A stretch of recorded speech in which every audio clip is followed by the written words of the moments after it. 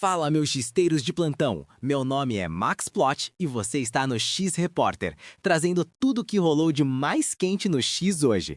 Todos os plots, notícias e mais que explodiram por lá. Fique ligado, não perca nada, logo depois da vinheta.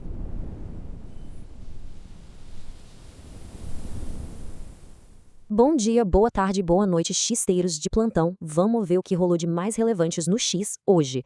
Como sempre, a nossa missão aqui é pegar aquele caos absoluto da timeline e transformar num resumo que dá pra entender de forma bem estruturada. E vou falar pra vocês, hoje a rede entregou puro suco de entretenimento, viu? A gente sabe muito bem que a nossa linha do tempo não perdoa ninguém, né? E hoje tem de absolutamente tudo. Desde aquela ressaca clássica de fim de semana, passando por escândalo internacional que parou a internet, até chegar no nosso bom e velho drama do futebol. Então, bora relaxar e acompanhar os detalhes, porque a nossa contagem regressiva acelerada do Top 5 começa exatamente agora. E abrindo nosso ranking na quinta posição, a ressaca do Dia das Mães. Pois é, no meio de toda aquela loucura de sempre, a nossa rede teve um daqueles raros momentos de paz, sabe? Muito amor, muito carinho e conteúdo família rolando solto. E o que mais chama atenção aqui é esse dado, 83%. Olha só, mesmo com a grana curta e orçamento apertado no fim do mês, 83% dos brasileiros deram um jeitinho de comemorar a data. É muita gente. Isso acabou ditando totalmente o clima do fim de semana e bateu direto nos assuntos mais comentados de hoje. Dessa vez, não foi uma hashtag específica que dominou, mas sim uma vibe geral na plataforma. A gente viu milhares daquelas homenagens atrasadas para as mães, fotos daquele almoço de domingo que durou até de noite e, nossa, uma verdadeira enxurrada de vídeos de animais fofos. Bem aquela energia de quem ainda tá se recuperando do domingo, né? Uma verdadeira calmaria antes da tempestade. Mas como a alegria de xisteiro dura pouco, a paz acabou rápido. No nosso quarto lugar, a gente mergulha de cabeça na pura treta de TV aberta que transbordou para a internet. O nome da vez? Dudu Camargo.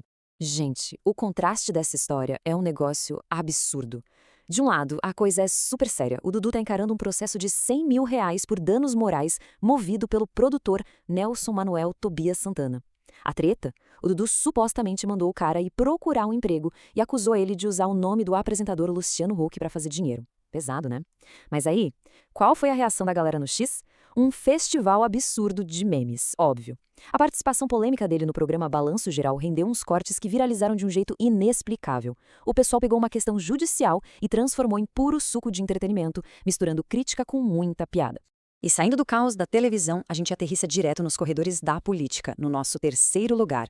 O que botou fogo nos debates hoje foi a repercussão do tal filme Dark Horse. E lembrando aqui, a gente vai focar estritamente nos fatos e em como a rede reagiu a isso sem tomar partido, beleza?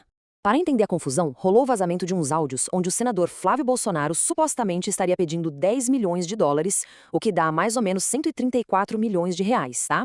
Para o ex-banqueiro Daniel Vorcaro. A defesa do Flávio foi bem direta e a gente cita aqui a resposta oficial. Tratava-se apenas de um filho procurando investidores privados para fazer um filme privado sobre a história do seu próprio pai. Ele fez questão de bater na tecla de que haveria zero de dinheiro público envolvido. Aí fica a curiosidade, como a nossa comunidade reagiu a isso? Surpreendentemente, não foi com aquele choque inicial de breaking news. Foi com engajamento super focado. Tinha gente criando meme a rodo, chamando o projeto de cavalo preto numa tradução bem humorada, mas também tinha uma turma resgatando falas antigas e montando aquelas threads quilométricas de análise política, sabe? Discutindo inclusive o que isso pode causar de impacto lá no Congresso Nacional. Fez menos barulho em volume do que o futebol, por exemplo, mas o debate rolou solto.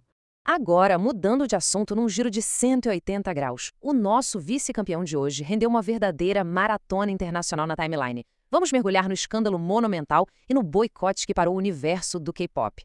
Olha, o nível desse escândalo é um negócio que chamou a atenção até de quem não acompanha o gênero. Vazaram os documentos internos durante uma auditoria da gigante do entretenimento HYC e da subsidiária deles, a Believed Lab. E o que estava escrito ali? Comentários super maliciosos sobre a aparência física, possíveis cirurgias plásticas e o talento vocal ao vivo de ídolos que muitas vezes ainda são adolescentes. Não pouparam agências rivais e sobrou até para os próprios artistas deles. Grupos imensos como New Jeans, Elite, Le Serafim e a aespa acabaram no meio da confusão. Chegaram a usar expressões como chocantemente pouco atraentes. Óbvio que a internet inteira se revoltou. E o contra-ataque veio com tudo. O poder de organização dos fandoms brasileiros e internacionais é um negócio de dar inveja. Eles simplesmente não deixaram o assunto esfriar. Organizaram boicotes gigantescos, exigiram proteção para os artistas e, de quebra, cravaram nomes como Elite e Hypen nos Trending Topics o dia inteirinho. Foi uma verdadeira aula de mobilização digital. Mas pausa rapidinha. Antes da gente revelar quem levou a grande coroa de hoje, se esse nosso resumo tá ajudando a clarear a loucura da rede, já deixa aquela curtida marota, compartilha o material com a galera e, claro, se inscreve aqui no canal Rolou no X. É esse apoio da comunidade que faz a gente continuar trazendo tudo bem explicadinho por aqui. Já curtiu? Então bora pro campeão absoluto do dia. E no primeiríssimo lugar, bom, surpresa zero para quem vive no Brasil, né? O nosso sagrado e caótico futebol dominou de um jeito absolutamente esmagador as conversas de hoje. Foi um fim de semana recheado daquelas tretas esportivas que a timeline adora. O Fluminense venceu São Paulo por 2-1 lá no Maracanã, com gols do John Kennedy e do Canóbio, num jogo lotado de polêmica de arbitragem. Do outro lado, a torcida do Vasco estava em desespero total com a goleada que sofreram do Internacional, e o que coroou mesmo a zoeira nas redes foi a eliminação vexatória do Flamengo pro Vitória na Copa do Brasil. Isso aí, sozinho, gerou o maior número de tags diferentes bombando hoje. E só para ter uma ideia de como essa paixão vai muito além das 4 linhas, dá uma olhada nesses dados. Pelas métricas para o TikTok, o Santos simplesmente passou o trator em todo mundo.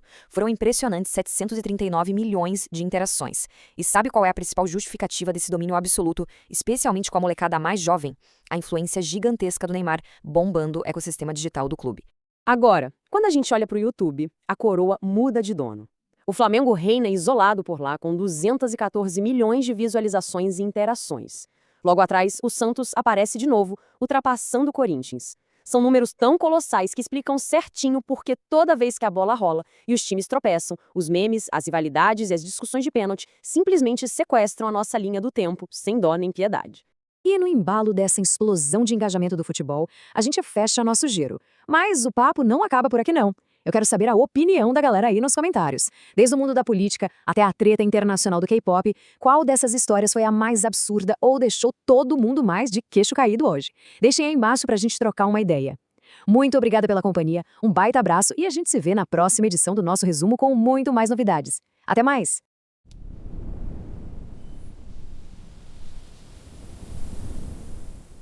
E aí, meu amigo xisteiro, ficou por dentro dos assuntos mais engajados do X hoje?